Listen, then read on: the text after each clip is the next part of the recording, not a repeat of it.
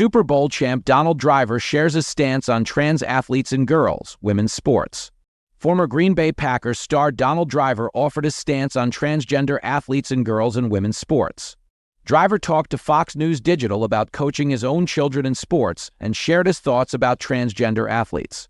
"I think, God made you how he made you," Driver said. "And I think, at the end of the day, if he made you a male, then you compete in male sports. He made you a female. You compete in female sports. I think, at the end of the day, you can't compete at that level. Girls are sometimes faster than guys. Guys are sometimes faster than girls. Sometimes guys are stronger. Sometimes girls are not. So, I think, at the end of the day, that's how God made you.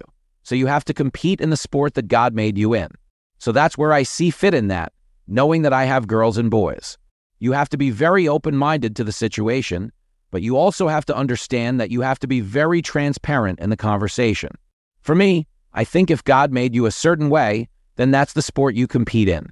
The issue of transgender athletes and girls in women's sports was a main talking point of President Donald Trump's re-election campaign in 2024. He took a clear stance on keeping biological males from girls in women's sports.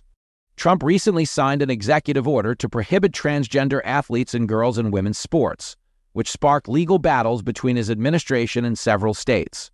A New York Times/Ipsos survey released in January showed that the vast majority of Americans, including a majority of Democrats, don't think transgender athletes should be permitted to compete in women's sports.